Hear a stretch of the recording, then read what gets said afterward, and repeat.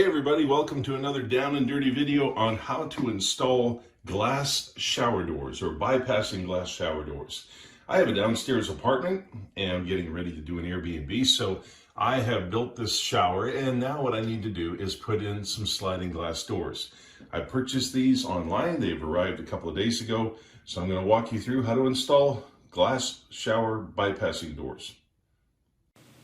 There's something really important that I need to point out to you before you begin the installation, and that is determining if the opening of your shower is square. You can do this in a couple of ways. You can either use a large square at the curb on both the side walls, or you can measure from the top of where the top rail will be and then along the bottom of the curb. This is really important because, of course, the glass doors are totally square, and they are going to assume that the railings are going to be going on square walls. Now, in my case, in full disclosure, I did not have one wall that was square. It was an existing wall that I tapped into, and so therefore I had to put a shim that went from the bottom to the top, roughly about, I'd say close to 3/4 of an inch, in order to get my opening square. So, just something to consider before you start. Okay, so let's take a look at the shower doors themselves and all the hardware that came with it. So these are the shower doors. They're for a 4-foot opening. There's 2 doors. They came very well packed. This is the hardware. You'll notice you have both side rails over here. You have an upper rail here, and then this rail here is for the lower part. So you've got those 3 rails. You've got, of course, all the associated hardware and a door handle for one of the doors. So what we're going to do is we're going to go through this and walk you through it. Now, let me just say this. Every shower door you buy is going to be a little bit different. Instructions are important, okay? And one of the things I've learned is you don't just look at the first step. You need to go through and look at all the steps before you begin, because if you do that, you're going to be able to see the order everything needs to go in, and I really highly recommend you follow those instructions. So we're going to go ahead and start the process. Now, I'm not going to go through these instructions step by step. I like to make these kind of quick and down and dirty, but I just want to show the exploded view and the steps in which these are done. So the side rails will go on first, then the bottom rail or the guide, then the top rail, then you assemble your doors and you hang them. So it's pretty simple. I'll go ahead and start. So the first thing I need to do is make a cut. This is the lower guide that goes at the very bottom, and you'll notice mine is obviously too long.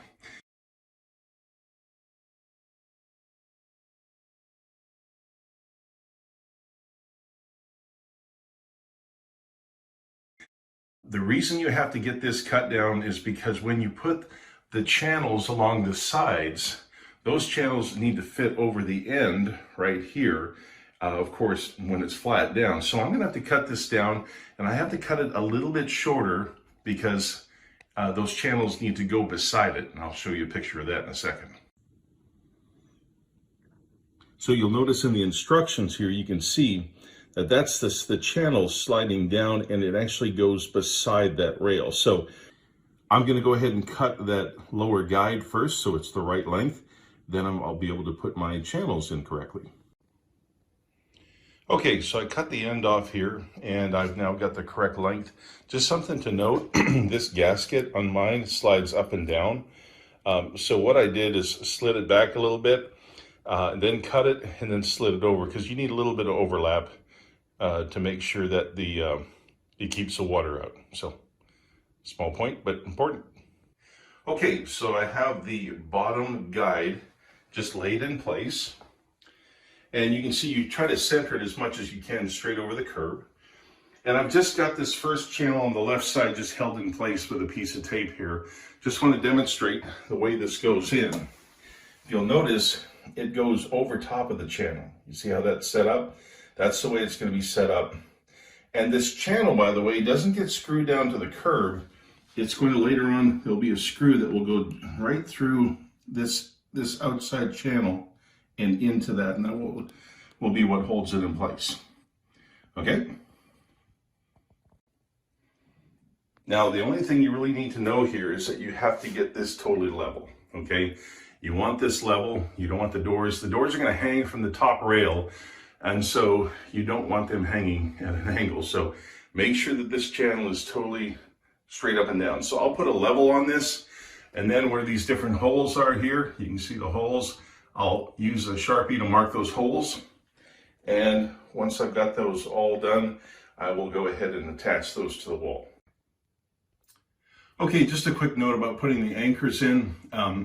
You obviously have to know what size of a hole to drill. In this case, I had to drill a 1/4-inch hole for these anchors. And when you're drilling into tile, obviously don't push too hard, let the hammer drill do its work. And when you're tapping these things in, most importantly, use a rubber mallet or something, because last thing you want to do is hit this and break that tile, okay? So just tap them in with a rubber mallet and get them flush. Okay, now before you put the rails in, you have to put these buffer blocks. There's 4 of them, and they go in the top and the bottom of each of the side channels. And the best way to do that is actually go to the end, and they can kind of slide in a little bit easier that way. You line it up with a hole and then just press down here, and it'll snap in place. And so put those both on first before you screw the channel to the wall, because those need to be on there. Okay, so we've got the side rails on, and we've got the stops on. Now, a couple of things to show you here.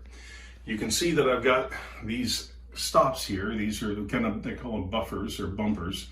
So when the door opens, it doesn't hit metal. The other thing I want to point out is this right here. Now, this little unit, this little buffer can go in 2 different ways. And this is going to determine, how you put these in will determine what door bypasses where. Now, because my shower head's behind me, I want this door here to be on the outside, so the other inside door overlaps it and water won't come through the crack. So just remember that, and I'll put a diagram in on what I'm talking about.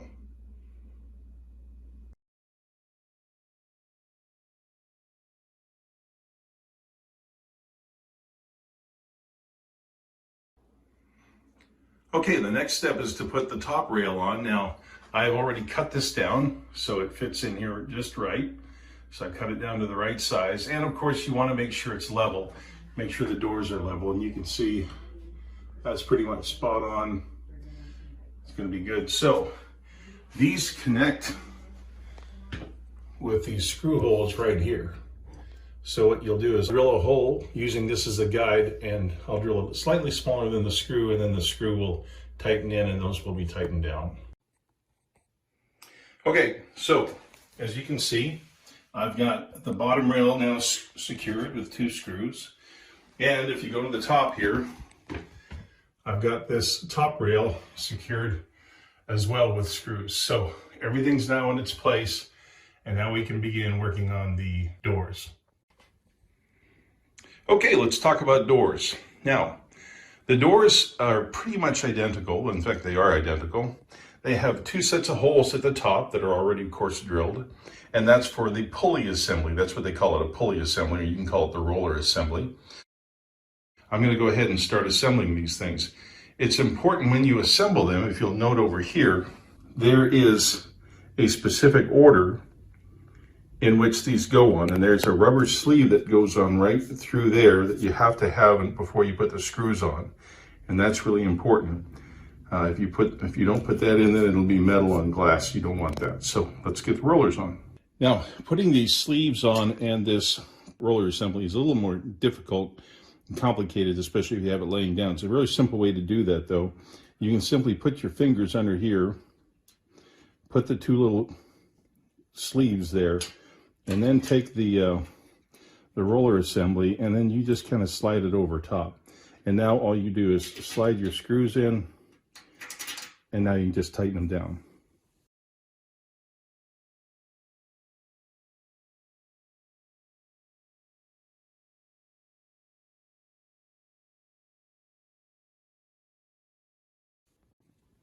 Okay, I've got the first set of rollers on. You can see how they go. And again, remember you have that plastic little sleeve that goes between the 2. I'll get the next set on, and then we'll start to look at installation. Now, hanging the doors might seem a little intimidating, but it's pretty easy. You just have to do one thing which is really important. That is, put the inner door inside. Okay, you have to have it inside, and you have to have it inside the correct way. So if you'll notice, you can't really see it on these hinges here, but if you go over here, you can see that the inner door, the roller assembly should be pointing towards the wall. And as you can see here, this is my inner door. I've got it inside, don't have any doors on yet. And I've got the pulleys pointed towards the inside. That's the way you want. But you have to put the outside door on first. Now, hanging the outside door, you'll notice the motion is indicated here. So you're going to put the door in, you're going to lift it up high, pull it to the outside, and then lower it down. And the pulleys will just automatically, they should cradle on top of that groove or that channel there in the top. Okay, I've got the outside door attached now, and it went in pretty easy. Tip is put the whole door inside, and then once the whole door is inside the shower, lean the top part outward and lift up, and then pull all the way is lifted up as high as you can on that inner rail, and then pull the back towards you, and it will hook in place.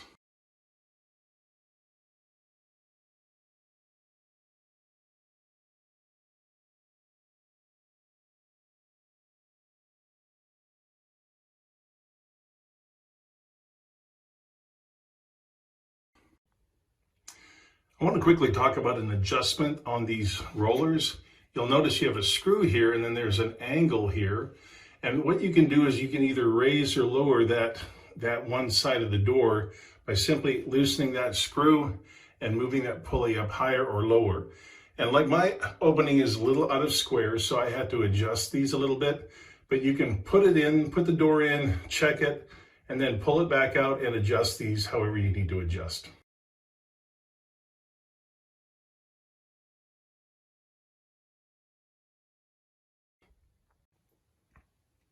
All right, so both doors are now hung, and we've got it all done. Now, one last thing to talk about, and that is the guide at the bottom track.